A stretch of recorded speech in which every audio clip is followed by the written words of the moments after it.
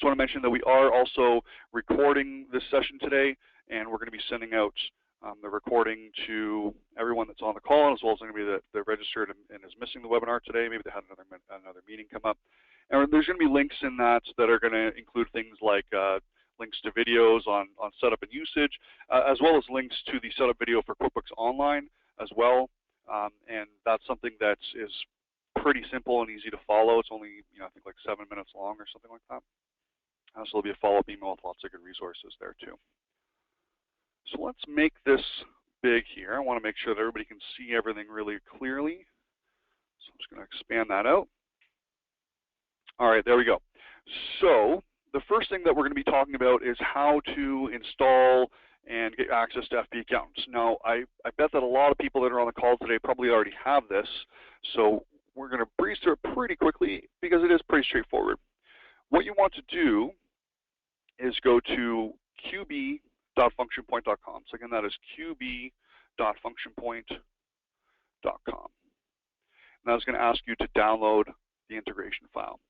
So if you select that, it's automatically going to download the integration file. And we should have provided you with this link, as part of your onboarding process as well. So you should have access to that, and it's also available in the help site if you needed to. Again, it's qb.functionpoint.com. Now, when that downloads, you are going to end up with this, which is fp.Accountant version 2. And there are a few things that you need to do with it. As a first step, you need to go into integration and set up FP credentials. Now, this is pretty straightforward. The URL that you're going to put in is what we have at the top here. In this case, it's helium.functionpoint.com. So you're going to take that URL, you're going to drop it in here. You're then going to put in the company name that you use to log in. So whatever you use to log into your system, that's the company name that goes here. You're then going to enter the username and the password that you use to log into FunctionPoint. So once you've entered that information, click Save, and you've set up the credentials. So the next thing that we need to do is we need to link the QuickBooks file path on your computer into your FunctionPoint system. I'm going to show a really quick and easy way to do that. If you open up QuickBooks, and if you are on a PC, all you need to do is hit F2. If you are on a Mac and using some sort of program to use the Windows version of QuickBooks, you need to hold Function and then press F2. So F2 or Function F2. This window is going to pop up, and right here in the middle of the page, you're going to find the file location. So you're just going to copy that file location. Now, there's other methods to find this. You can find the QuickBooks company file, on your computer and look at the properties and get the file location there. But I just want to point out that we are not looking for the location of the desktop icon. So if we look at my desktop here, let's close this down for a second. So if we look at my desktop here, we're going to see here's QuickBooks. Here's a QuickBooks icon. We don't want the location of that. That is a desktop icon. We want the location of the actual QuickBooks company file. So that's really important. So you can find that on your computer, or you can just hit Function F2, and you'll get it right there. So once you have gained access to the file location, you're going to go into your FunctionPoint system, and you're going to go into Admin, Integrate Accounting, and Set QuickBooks File Path. Select Set QuickBooks File Path, and you're simply just going to paste it into the QB file location field. So paste it in there and select Save. Really, really simple stuff so far. So the next thing that we need to do is we need to perform a process that we call running a full sync. Now, this is done using the fp.Accountant software. Under integration, you're going to see the button that says full sync. And it says run only if requested by an FP employee. Now, when you select this, you're going to get another box, and it's going to ask you, are you really sure you want to do this? And the reason it's asking that is because this is going to reset the integration. It's not going to delete any data. It's not going to delete anything out of your QuickBooks file or delete anything out of FunctionPoint. You're not going to all of a sudden have a bunch of missing invoices or anything like that. But it's going to reset the actual tie-in between the two programs. Now, if I were to press this button, and I debated on whether or not I should do this in the webinar, and I decided against it, The process would probably take about maybe 3 minutes for me. But that's because I'm using what is essentially a blank QuickBooks company file. There's some test data that I have in there, as you'll see when we open up QuickBooks and look at the information that we sync over in a few minutes, but it's mostly blank. If you've been using QuickBooks for a long time, this full sync could take a long time because it needs to go through every single bit of data in your QuickBooks file and then relate it to any possible data in function point. So, I've heard cases of this taking an hour, 3 hours, 4 hours. It could take a long time. So usually I recommend that somebody does this at the end of the day, click run full sync and then, go home, or, do it at lunch if you're not going to be using QuickBooks for the next, little while. Jeremy, I think that you're wanting to jump in there, but I think you're still muted. So if you just want to unmute yourself there, you let me know. There we go, joys of technology. All right, yeah, you had actually a great question about can the file be on a server? The answer is yes. Just keep in mind, though, it will take a little more time than a regular just because it's trying to reach that destination, and it has to go over the network.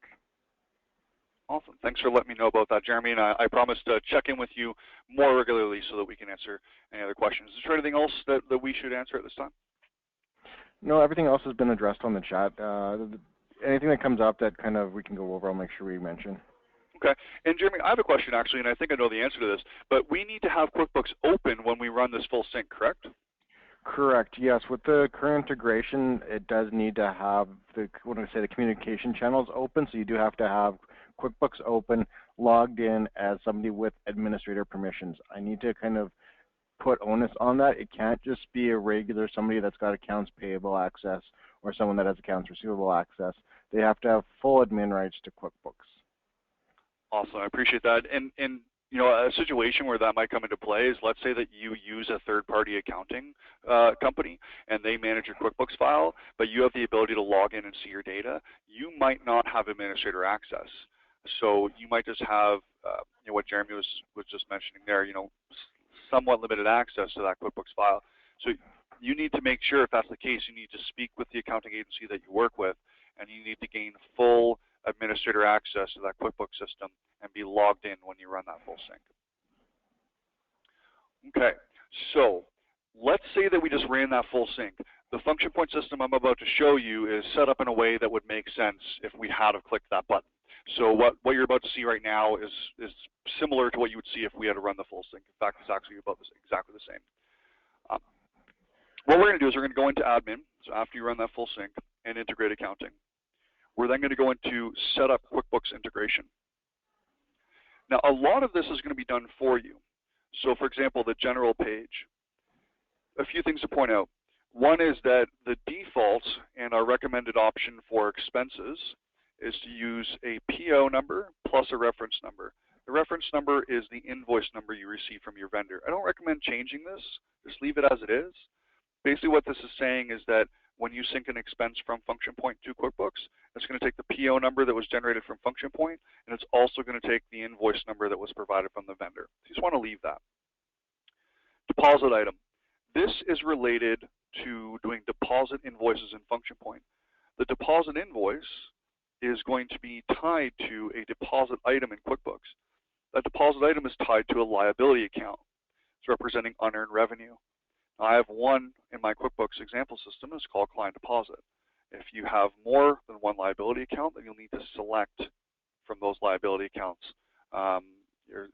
Select from the deposit items when you first get to this page. I'm actually going to deselect this button for a second here. I'm going to come back to that. I left that selected, but I'm going to come back to it in a few minutes. Total line items is related to something that's probably of not that much importance, so you don't have to worry about that. If that fills in as blank, it's fine.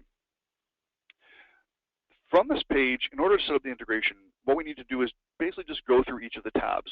And the first two tabs, or first three tabs, are very simple, and they're really set up for you.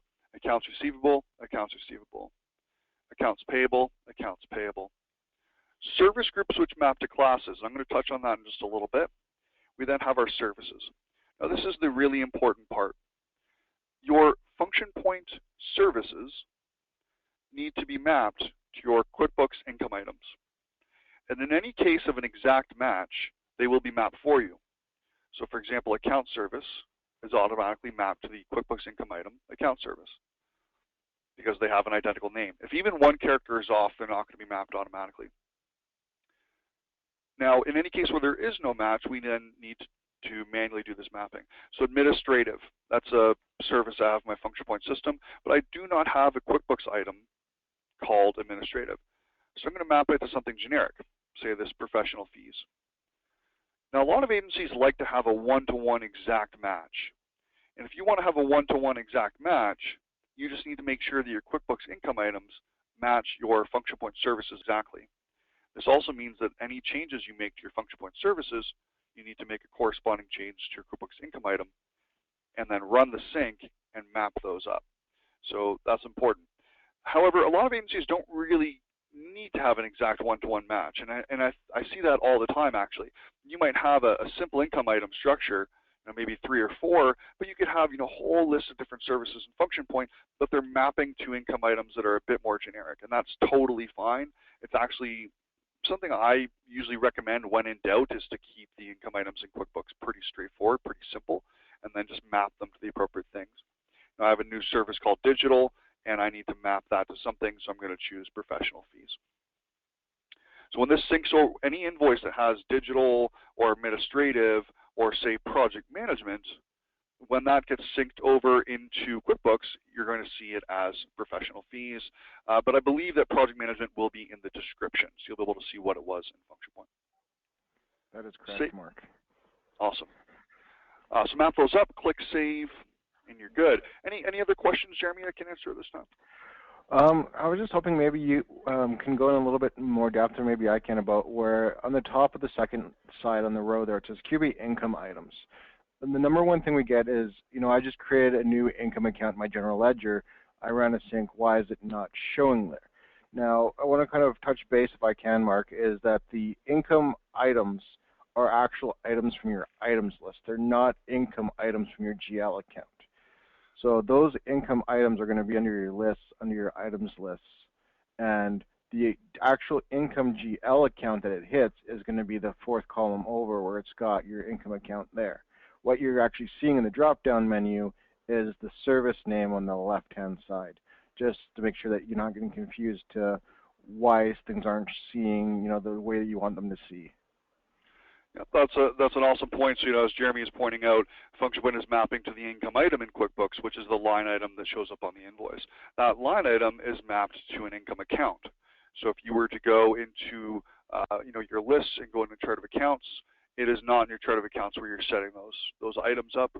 It is in your item list. So, you'll notice it says item list, and we're finding that in list, item list, and then here's a list of the items that are mapped over into function point.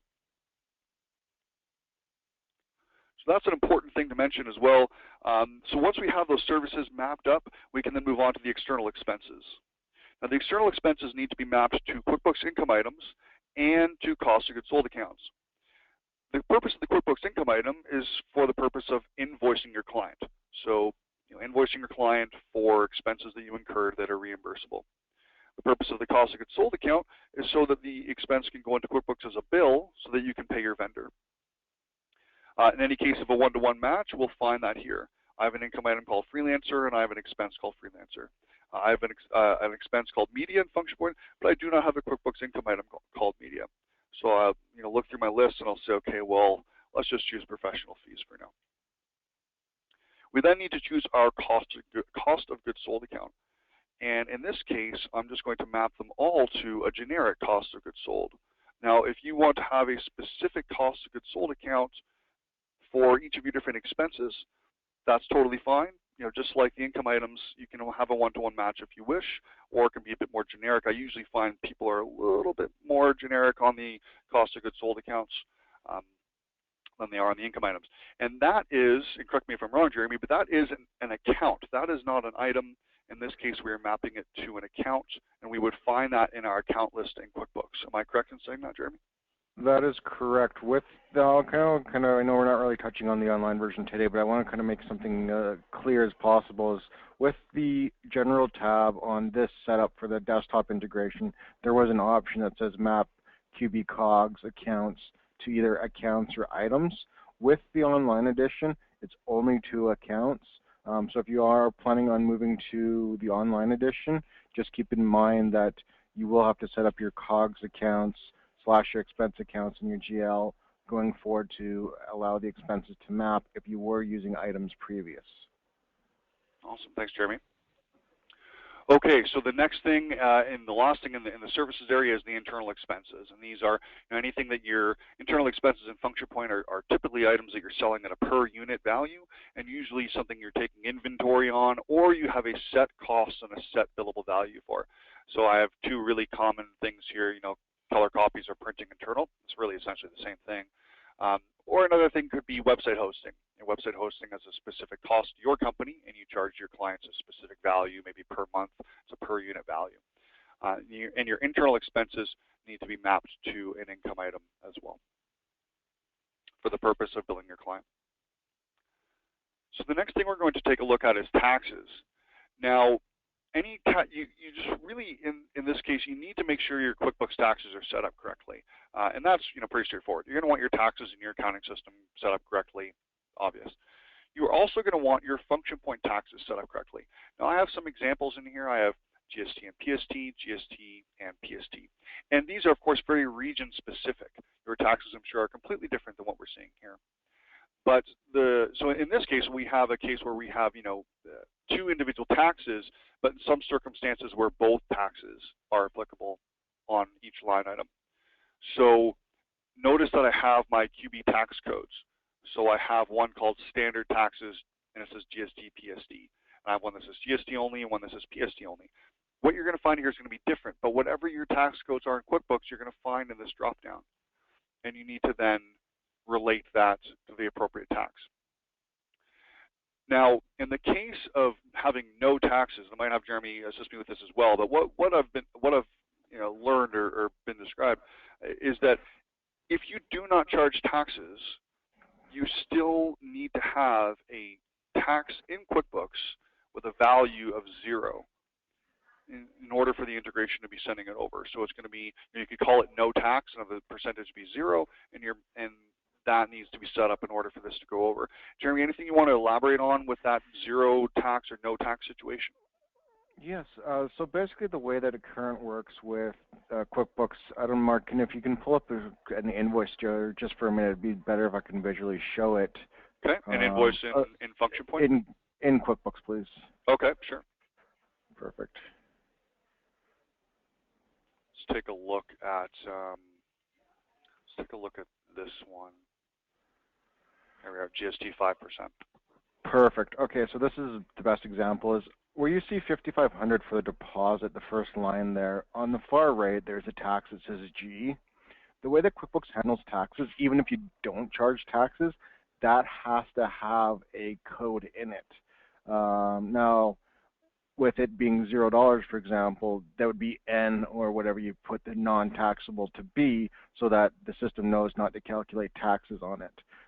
Older integrations with QuickBooks used to allow you to have just blank. With the way that QuickBooks now works with the taxes, it does need that code just to make sure that when it comes over, it matches up and says, you know what, in function point it was going to G, in QuickBooks it's supposed to go to E.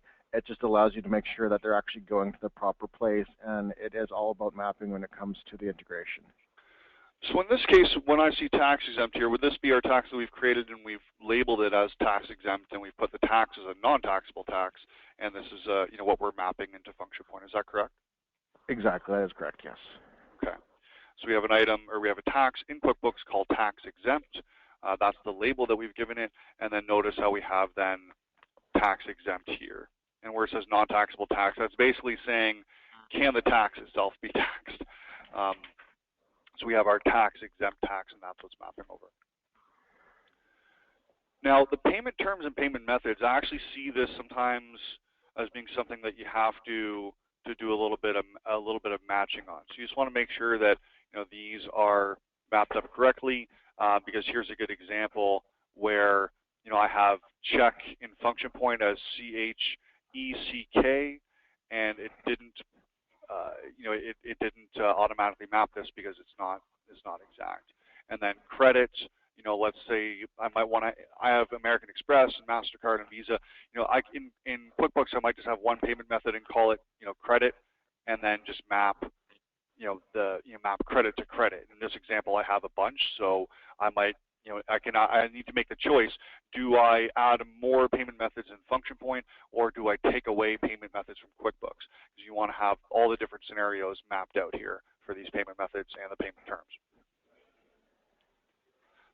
Now let's talk a little bit about classes, and we're going to talk about classes, and then we're going to go ahead and we're going to set up, we're going to create an expense, create an invoice, and then sync those over and take a look at them on the other side.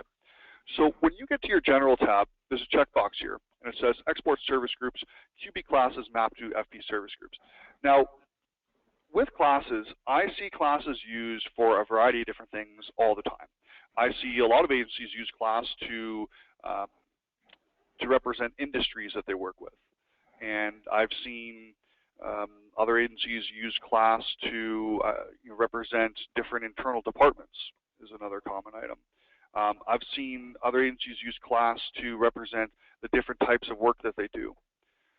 Function Point maps service groups to classes.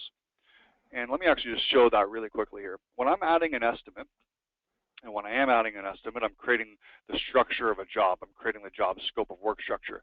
And notice that I have a service group called Agency Services, and I have a service group called Digital Services.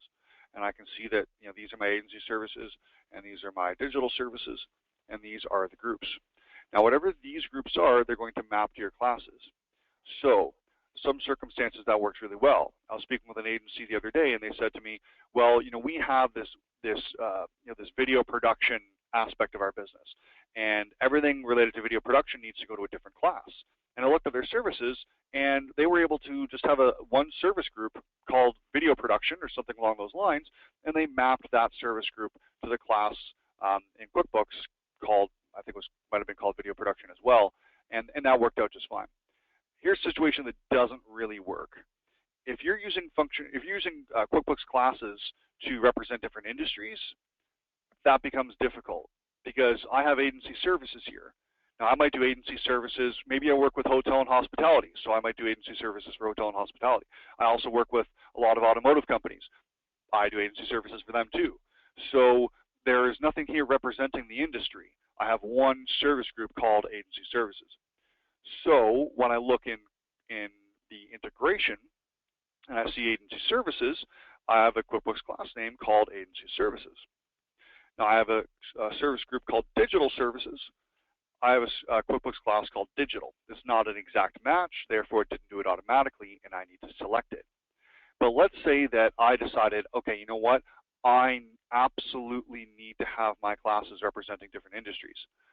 It's possible, but it's a little bit complex. And what I mean by that is that you are going to need to have agency services dash hotel and hospitality, agency services dash automotive, agency services dash so on and so forth.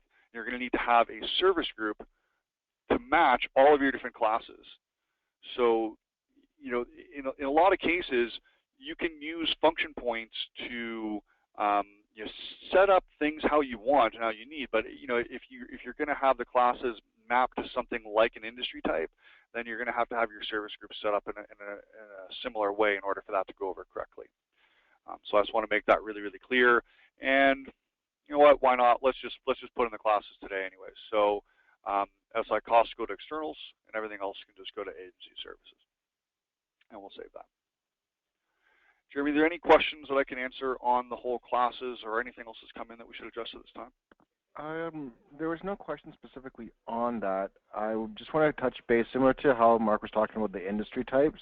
A lot of clients want to track revenue by service, and similar to the industry types, you can have agency services and then have as a service group and multiple services underneath. But if you're really wanting to track how much money a certain service to a class gets you when it gets into QuickBooks, you will do the same process Mark mentioned with the industry type, where you'd have agency service as the class, and then you'd have a different kind of name on the service. You could have revenue class name dash and then the actual service, so you can track it on a one-to-one relationship.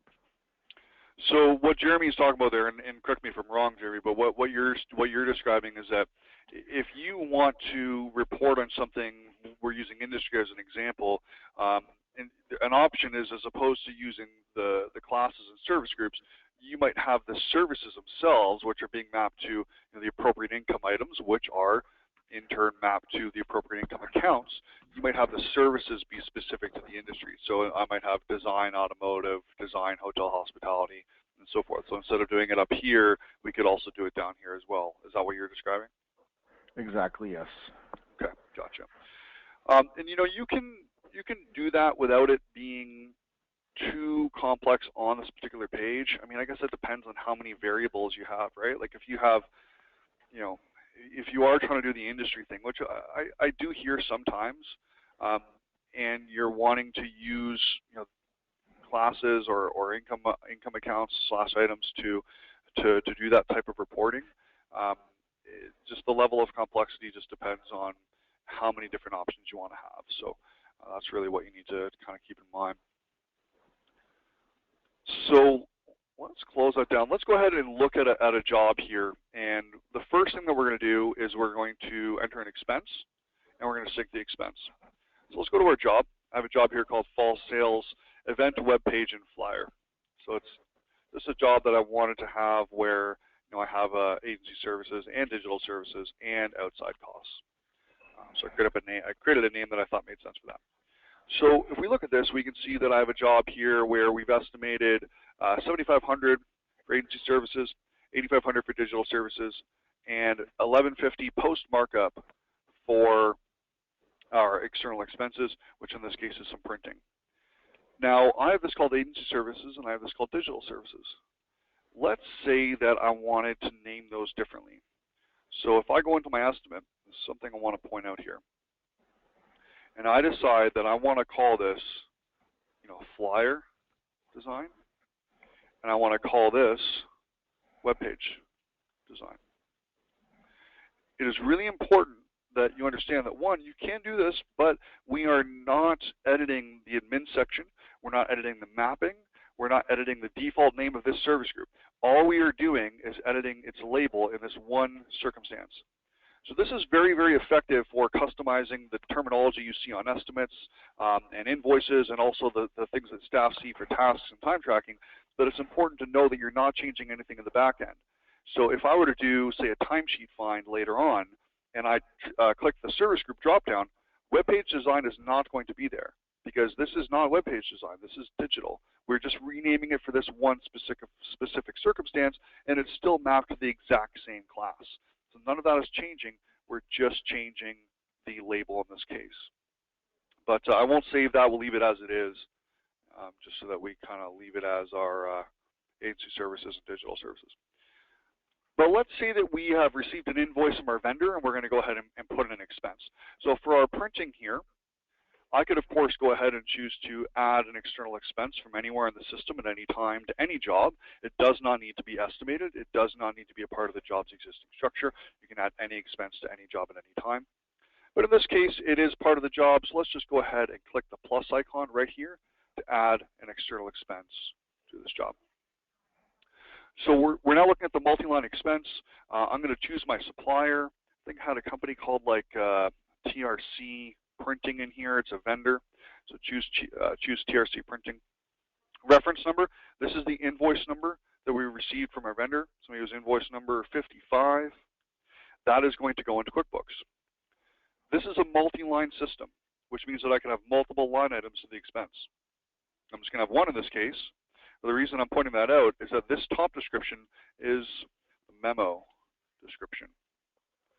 Hi, memo. So that's going to go into our memo in QuickBooks. And Mark, sorry, I just want to mention there a very important thing is that description field, to get it into the memo field, has to be less than 254 characters. Ah, good point. See, I didn't know that. That's why I have Jeremy here, because he knows this stuff. I guess that makes sense because it's just a memo, right? So if you have more than that, then does it just cut it off, or does it just not go in? It goes in, but because we check the memo field when we do the integration, it will keep going in. What do you mean by that? So if you've got a description that's over 254 characters, QuickBooks is going to try to truncate it the first time you try to sync it over. But because it's more than the character length, QuickBooks is going to see it as a new transaction again and keep trying to integrate it into QuickBooks, and it may not truncate it at the same spot. It may truncate it at 254 or it may truncate it at 253. And so what happens is every time it truncates it, it loses the communication to function point and then thinks it's a brand new transaction trying to be posted into QuickBooks. Okay, so key factor here is keep these memo descriptions short. So then we have just our other information. Now this is the specific description of the expense. Hi, expense. I don't know why I'm typing that in. I just want to point it out on the other side. Okay, so we have our quantity and our rate. It filled in from what we had on the estimate. Let's just leave it at that. In fact, let's reverse it. Let's say it's 1,000 copies, and it's $1 a piece. We have our markup percentage filled in automatically for us.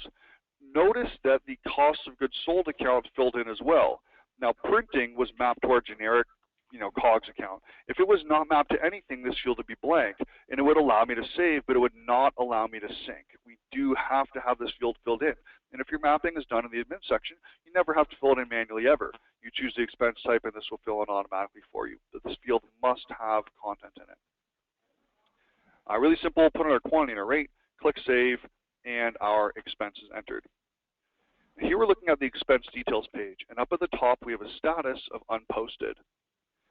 And this is letting us know that this has not been approved or posted to go into QuickBooks. In order to do that, I need to post this expense. Now you can do some cool stuff with that. It can act like a bit of an approval process. You can set permissions around it as to who can and cannot take that action. So I could do an expense find once a week or once a month or once a day for all of the unposted expenses, review them and then post them. And then once I've done that, they will sync over to QuickBooks. Now, instead of syncing over everything at once, I'm going to do things one at a time. So if we look at our vendors here, I'm not seeing TRC anywhere. So it's a brand new vendor. If it was an existing vendor, it would use the existing vendor. Since it's new, when I choose to synchronize with FP, it's going to automatically create the new vendor for me and set up the bill. If I've done everything correctly, that is, which I have. All right, so there we can see TRC printing. So notice I went in pretty quickly. It's doing some checking.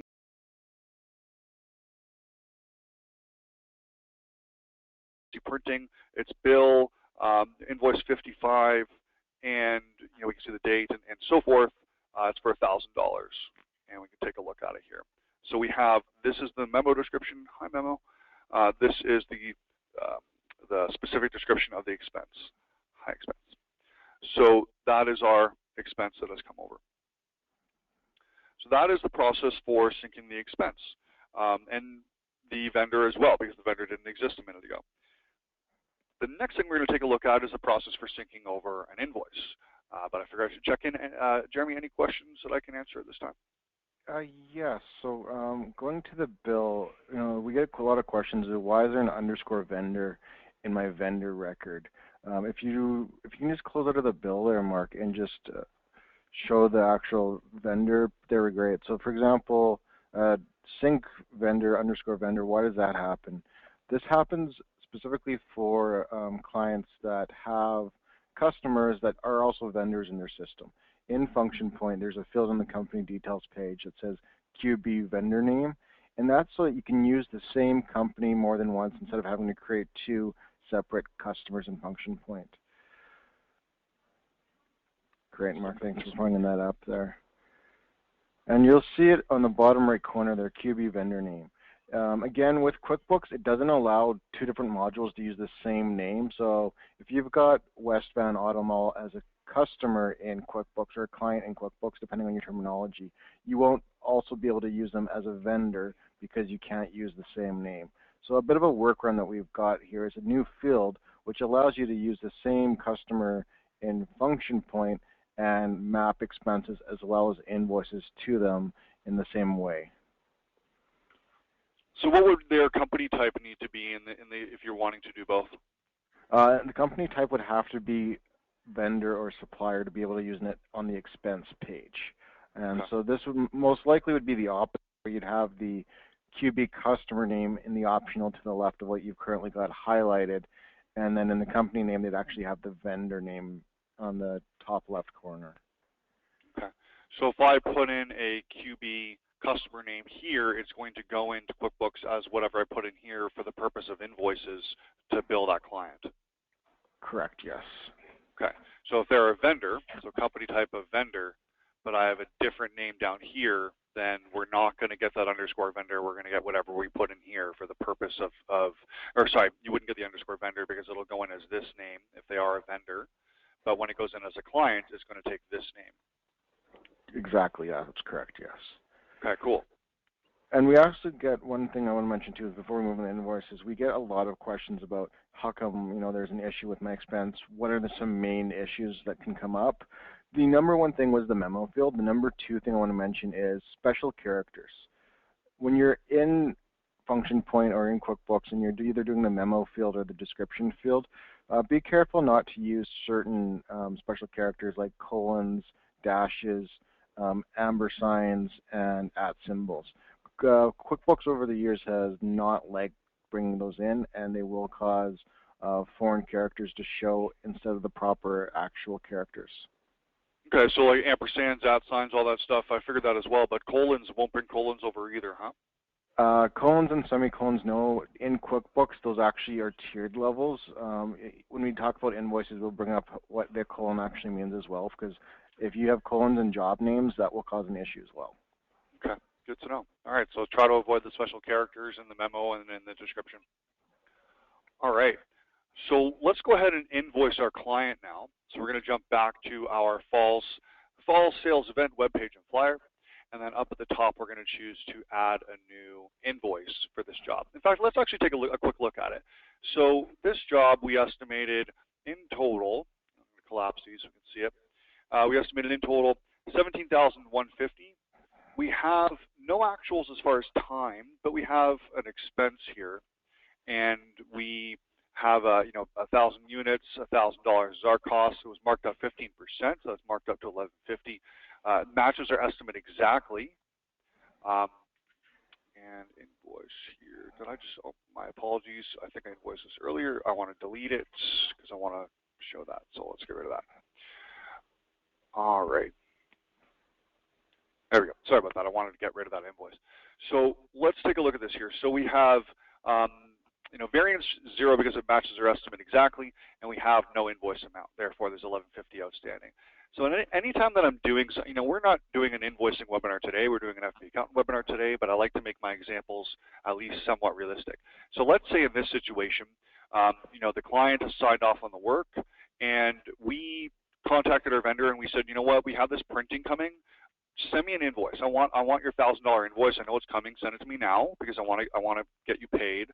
And then I'm going to invoice my client. And I'm telling my client I'm going to invoice you 50% up front, so 50% of the $17,150. Well, actually, let's make it a bit more realistic. I'm going to invoice you 50% of my services, and I'm going to invoice you 100% of the expense. So I've gone to my vendor. I've purchased the printing ahead of time. I'm going to bill you for that, and I'm going to bill you for 50% of the agency services and the digital services. So let's go ahead and do that.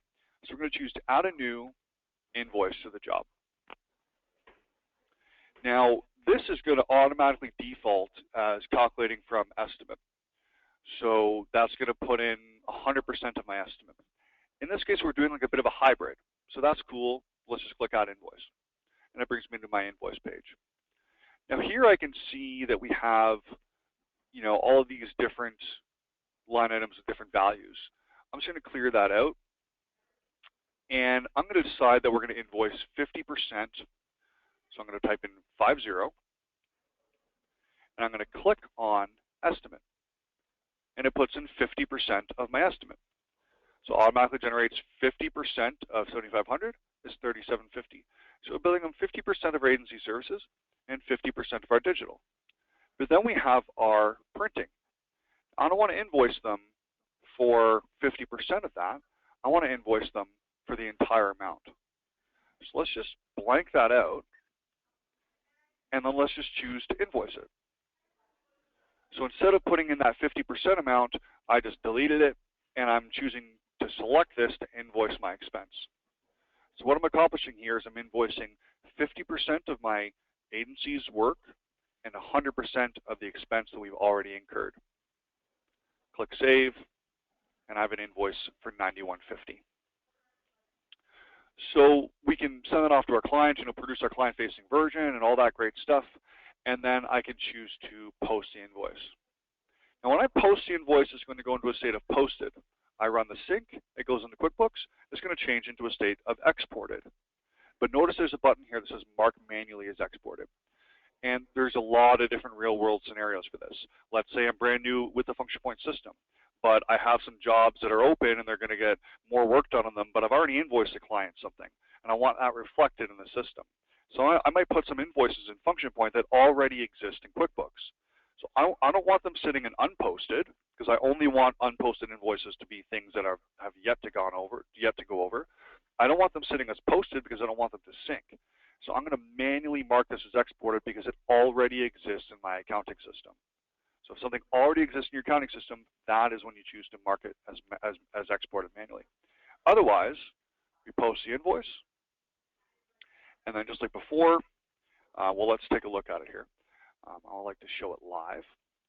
So if we look at customers, the customer we were just looking at was that West Van Auto Mall company was our client, and they do exist because the expense that we put over a minute ago was for the West Van Auto Mall job, and it's for the fall sales event webpage and flyer. But we haven't invoiced them anything yet, so the amount is 0. Let's go ahead and choose to synchronize with FP, and we're going to see an invoice here pop in just a second. I think it was like $91.50 was the value. Since there's only one, that should be pretty instant. There we go. So here is our fall sales event webpage and flyer, $91.50. fp.Accountant's probably still doing some stuff. There, it's now done. So let's take a look at it. Here's our invoice, $91.50. Jump in and notice that we have our items. And check this out.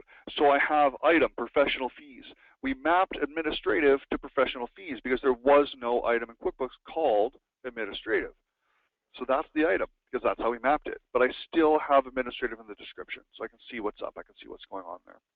Then we have our printing, our $1,150 for printing. And notice the class, externals, digital, agency services. So that is everything from here up was all part of our agency services service group. Everything from here to here was all part of our digital. And that's how this is working here as far as the classes are concerned. So the next thing we're going to take a look at is submitting a payment to this invoice and then having that go back as well. Jeremy, any questions we can answer at this time? No, there's no current questions. I just want to kind of bring up a comment that comes up though is the items in the descriptions are not, the description you see here is not the same as the description you see in function point. The way of that is because function point is where you really want to be printing your invoices and giving your client the most detailed description possible. With QuickBooks, QuickBooks is the accounting side of function point. Function point doesn't have the checks and balances as a real accounting package does. That's why we integrate with QuickBooks. And it's pulling in the generic name from the drop-down menu that we were using for the mapping and giving you the financial breakdown that you're looking for to run your profit and loss statements, your revenue by revenue, and your customer statements, and any sort of financial reporting that you're looking for. And that's why it's a simple on-the-screen description of what the actual service is and the amounts that are coming in. I know that a lot of people do have custom templates that they use for printing in QuickBooks. You can modify the description once it gets into QuickBooks if you like, but it's better to just, again, put as much details on the function point, print and send it from function point, and then as far as reporting goes, pull that information from QuickBooks. There you go. All right. So let's take a quick little gander over at this invoice here. This page hasn't been refreshed, but if we were to just, refresh this page and look at that invoice, notice that the invoice is a status of exported. And notice that the payment amount is 0, payment method, payment date, it's all blank. So when we look at the job, I can see that my invoices, I have an outstanding invoice for $91.50. So let's say that we just received payment from the client. So we're going to come in here to our invoice, and we're going to go into, let's see, here we are, receive payment. So receive payments. It automatically fills into the total there. We'll say that's fine. Save and close. So that has then been marked as paid. Save and close that as well. Mark, sorry to stop you right there. If we can go back on the payment, we just missed the check number, just so that make sure that we can show how it actually fully goes through. Good point, good point. Okay, so the payment method, you do need to select that. Because I selected check, I need to have a check number. Pretty standard stuff, but of course I forgot it, so we'll fill that in. I'm just going to make up a number here. Oh, what am I doing? Jeremy, that date didn't change, did it? I'm using my side number thing on my keyboard, but it doesn't work through parallel, so I think that should be fine. This date didn't just change, did it? No, it's got the 22nd, and today is the 22nd, so it's the same date as the invoice. Sweet. All right.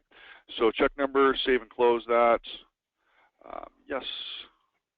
There we go. Okay. So we have our check number. Thanks for letting me know. So, and then, of course, we're going to synchronize with FP. Now, I'm synchronizing after every single step. That's not necessarily something you need to do. You can do that once a week, once a month.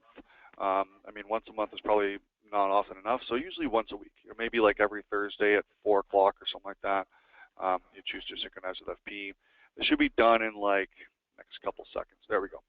All right, so if we then look at our job, refresh it, invoices, notice it is now paid, and the balance is 0. So that is then full circle. So we set up the integration, created an expense, synced it over. We invoiced the client for that expense, synced it over. The client paid us, we synced it back, and now the balance on the invoice is 0. So that really goes through everything that I wanted to go through today as far as the integration and using it and setting up. I know that it's not always as simple as what you've seen here today, because you might have more complex billing scenarios at your agency, and there's more to it than this. But the main purpose of this webinar is just to show how to set it up and its usage, and talk a bit about things like classes and QB items, and make sure that all that stuff is really clear. So I hope that this has been useful. We're going to stay on for just a few more minutes. One thing I want to do, if I can ask everyone that's still on to please, and actually it looks as though pretty much everyone is still on. That must mean that I did a good job today, because nobody, I think only 2 people dropped off the entire webinar. I'm going to launch a quick poll. If everybody could just fill that out. This is the first cycle of this webinar series, and we're going to be doing it again. So any kind of insight you can give, whether you're putting that in the questions or emailing us and replying to the email that we're going to send out to you later today to follow up on the webinar, any suggestions that you have, any other insight you can give us would be really, really helpful.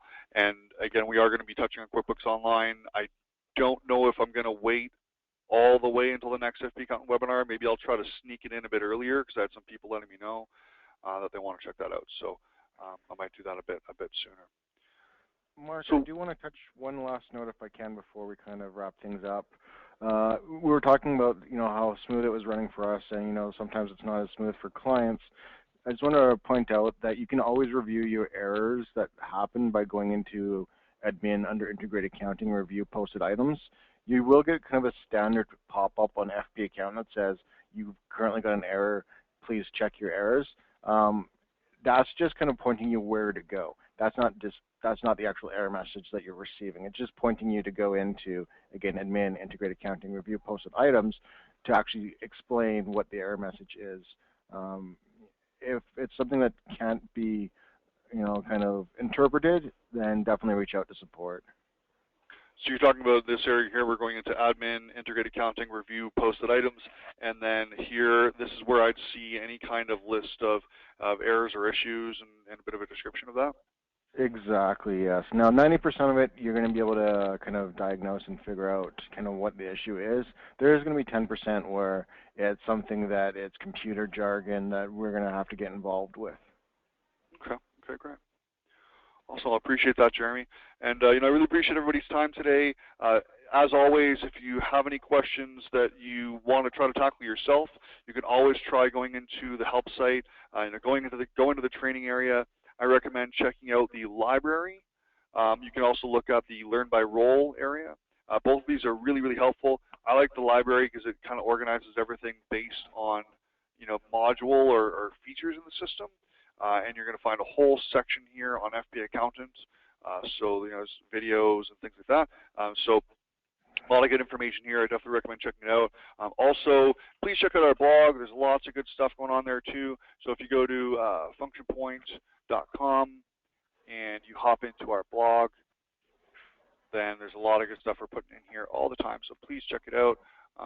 Something crashed my browser. That's okay. We'll take a look at that later. But please do check out the blog. Lots of good stuff going on in there. And also our LinkedIn group. I don't have it logged in on Parallels, but it's the Business of Creative for Creative Agencies. I plug it in every webinar, so if this is your first one, you'll see me plugging it again in subsequent webinars. And if this is not your first webinar, then I plug it all the time. So check that out too. And yeah, reply to the email that we're going to send out as a follow-up to this webinar with any suggestions, requests, wishes, anything that you want to see us talk a bit more about. It could be system specific, or it could be more just kind of general agency operations, agency knowledge. We got a lot of experience here, and where there's a lot of things that we can share our experience and our knowledge on. So please send in any requests that you have, and we'll do our best to tackle those in the future. Jeremy, anything you want to add before we sign off today? I think we covered all the basics. There are, you can get into the nitty-gritty of making sure everything in QuickBooks is set up correctly. I do want to touch base, one thing, a lot of people ask about terms and aging reports. Even if you have labels, net 30, net 60, due upon receipt, and you have it mapped in function point, if in QuickBooks you don't actually have the days set in the proper fields in the terms setting, it's not going to count your aging. So just make sure when you're setting up your terms in QuickBooks that if you're doing a net 30, it does have 30 days in the day section, not 0 days, so that the aging reports come up correctly. Cool. And if you have any questions on that, I'll give out Jeremy's personal cell number so that you can give him a call and bug him. He's available 24/7, 365. So even if it's New Year's Eve, Christmas Day, you give Jeremy's cell phone number a call and he'll help you right out. Okay, well, I appreciate your time, Jeremy, and I appreciate everyone's time to join in the webinar today. Actually, I'm not sure how many people are on here. We still have 20 left. Okay, so a lot of people have dropped off, but there's still 20 devoted followers left. So one thing I want to say is I'm actually not going to be here for the next webinar. So it's going to be a bit of a change because I'm going to be away on vacation. So it's not going to be myself who's conducting the webinar. I'm 95% sure that I know who's going to be conducting the webinar, but I'm not going to put her out on the spot because who knows? I want to make sure that I'm right about the individual that'll be doing it. But one of my wonderful colleagues is going to be taking you through that estimates and CRM portion. They're going to have a whole different style and view and way of going about things. I'm sure they'll be just as good or perhaps even better than me. Maybe they'll even take over the responsibility from me if they do too good of a job. So you'll be having a bit of a break from my voice for a while, and I'll be back for my next webinar in about a month unless we try to slide in the QuickBooks Online one quicker. So I just want to throw that out there. But we're now 2 minutes over time. So again, thank you all for your time today. Have yourselves a great rest of your Wednesday, and enjoy the weekend that's coming up. Take care. Bye now. Goodbye.